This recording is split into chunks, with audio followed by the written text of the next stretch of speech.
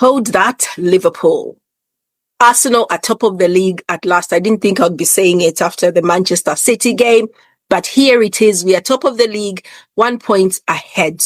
And we are going to stay like this for a week or so because we've got international breaks starting after this weekend.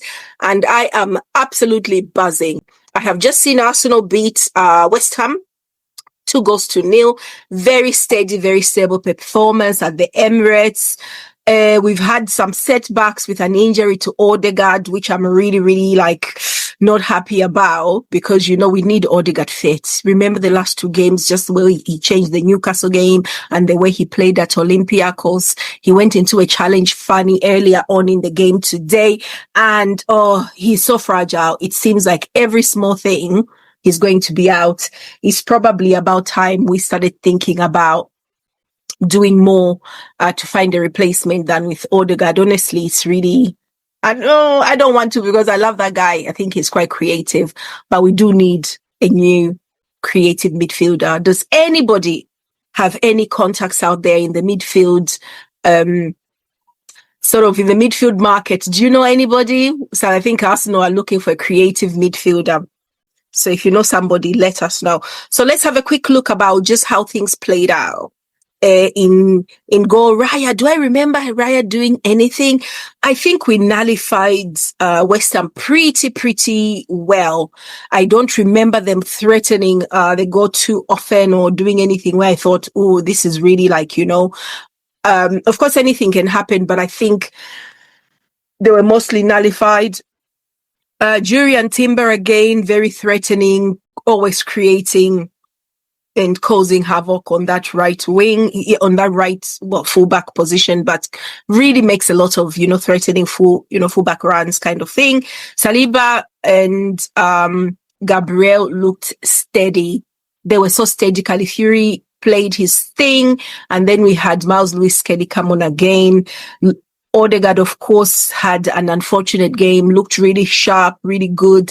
Then he got injured, so had to be taken off.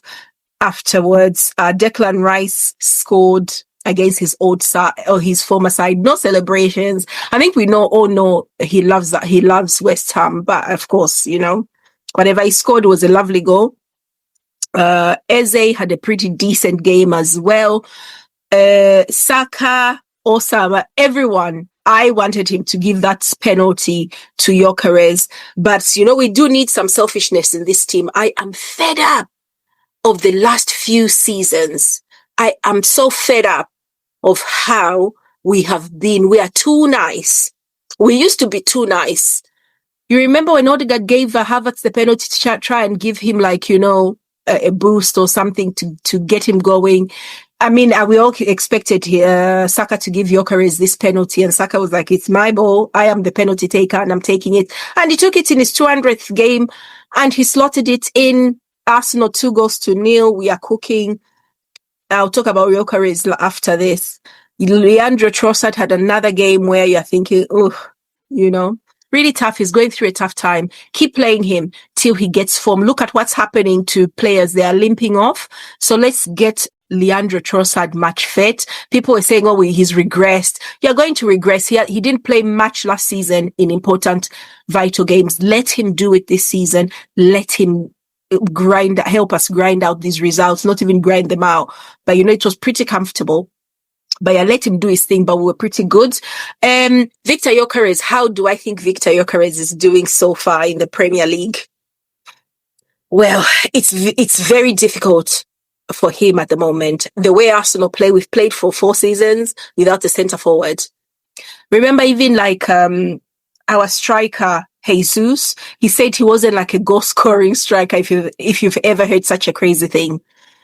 I think the way we play is so different, and the players it's not Gyökeres to adapt to us, it's the other players to adapt to Gyökeres. If they're going to be selfish and taking opportunities off him and not creating for him, we are the ones who are going to pay for it in March. In February, March is when we are going to pay for it, because if we don't find a way of getting him to be scoring goals, we are cooked. We are cooked. And this guy just went and won that award at the Ballon d'Or ceremony for the best goal scorer in the world. And then he should be drawing blanks in the first 6 games in the Premier League. That is scandalous, Arsenal. Can we please sort it out and create some chances for Gyökeres? Because he needs to get on that score sheet sooner rather than later. So that was our team. I think it was a great performance because we just needed to grind out results. In fact, wait a second. Zubamendi came on for Odegaard. How did he do? The jury's still out for me for Zubamendi. Yeah. It's a first season, so you have to really think, the Premier League is dog eat dog, they are vicious. And I think he's still finding ways also to fit in with the way the team plays. Waneri came on for Trossard. I don't remember much about him. Merino, I noticed him. He was doing his thing, had an opportunity with a corner from... No, not a corner, with a header in. I think there was a cross from Skelly or somebody, and he headed it just wide. He knows how to get into goal-scoring positions. Martinelli came on for Eze late in the 79th minute. I don't remember him doing anything incredibly crazy or impressive, so I'm not going to say much about the substitutes. In the end, it was 2-0, and we did enough to go into the Liverpool and the Chelsea game. Now, considering, I'm going to say that Liverpool bottled it today because they went into that game knowing that Arsenal had won. I mean, it's only 6 games in, isn't it? Let's be realistic. But they know how crazy things can go at the end of the day. And they've got their next 6 games, Liverpool, they are rougher than ours. We have got teams that we can beat, the next 5 teams. So I'll see if I can find it and go through that. Right. So that was the Arsenal result. That put us on top of the table. Then we had this Chelsea versus Liverpool game. Now, what a game. For the first the first half, we had that amazing, crazy, beautiful goal from Caicedo. Oh, it was beautiful. The way he took it right past Alisson. He had no chance. Oh, sorry, not Alisson. Mamadashvili, sorry. Right past him. And honestly, it was a beautiful goal. Would Alisson have done better? I am not sure. I don't know. Kerkez is coming under a lot of pressure from people saying he's not great. And yeah, for me, I thought, you know what? They need better quality. Because if you're going to be a fullback in the Premier League, you need to. And I think he made a mistake because he had Conor Bradley and Kerkez on both sides. He should really have balanced it. And I think that's where he lost it. Trying to get the balance was not there. Van Dijk and Konate. Van Dijk, I think, stood out of the way for the Caicedo goal. He sort of dodged it, didn't want to get hit, which is understandable. At the end of the day, why would you want to get hit? But he just didn't look in control at all in that position. Let's go. Alexis McAllister, one of my favorite players. I loved him at Brighton. I enjoyed watching him at the World Cup. Went to Liverpool. And for me, when he is playing, I always think he makes things happen. He balances the team. Today, obviously, it was a bit of a struggle. He came off. Ryan Gravenberch had an opportunity that went just wide and a few others. And he almost considered an on goal, but he cleared it just wide before the winner from Chelsea. So he had a good game, in my opinion. Cody Gakpo scored the equalizer, and it was a beautifully taken goal. Szoboszlai, he almost gave away a penalty did he? Yeah, he almost gave away a penalty. If I don't know, that was the other way. I don't remember. But anyway, Alexander Isak, I'll go to him before Mo Salah. Isak. Yeah, he hasn't fit in well. I prefer Ekitike in that lineup. I can see where Ekitike is doing things. He had a great opportunity where he missed a header. Isak put Ekitike on, I reckon. I know Isak is your marquee signing, but come on. Ekitike, I think, is probably better for you guys right now. And you need to start treating him little bit better because, that's telling off he had about taking off his shirt and getting a red card was probably a bit too harsh. But look what has happened to you. Away from home, Chelsea, it's not a complete, it's not the worst thing in the world. I guess you can lose, but I thought Liverpool were better than this. Mo Salah, on the other hand, had an awful game today. He was, first of all, I don't know if you can be invisible and poor at the same time. He was nowhere to be seen. And when we could see him, he was making all the wrong decisions. He was not, oh yeah, he used to play for Chelsea, didn't he? So maybe he had some, so, flashbacks or something. But yeah, he had a really poor game, didn't benefit them at all. And yeah, that was it anyway. And then let's go to Chelsea lineup. So Robert Sanchez in goal. I don't remember what he did. I don't remember the keepers today because probably nothing much happened.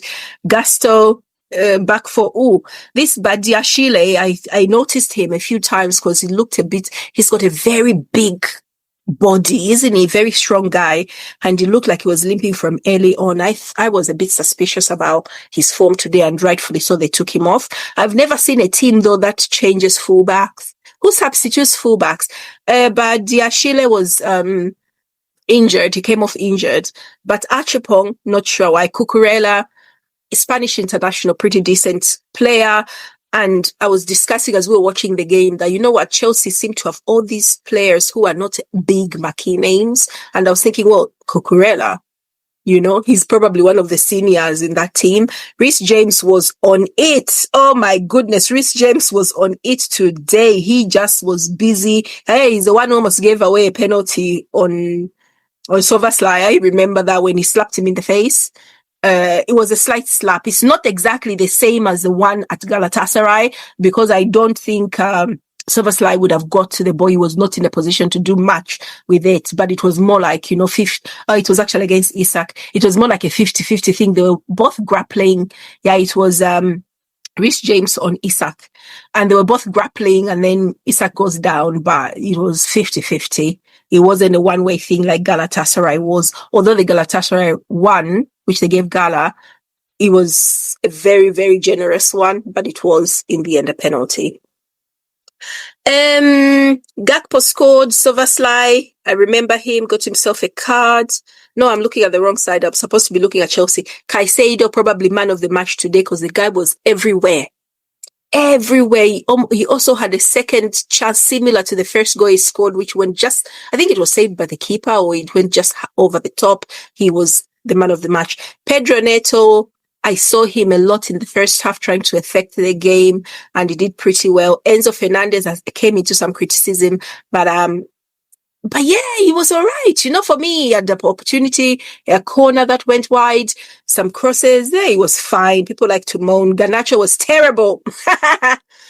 Garnacho was terrible, in my opinion.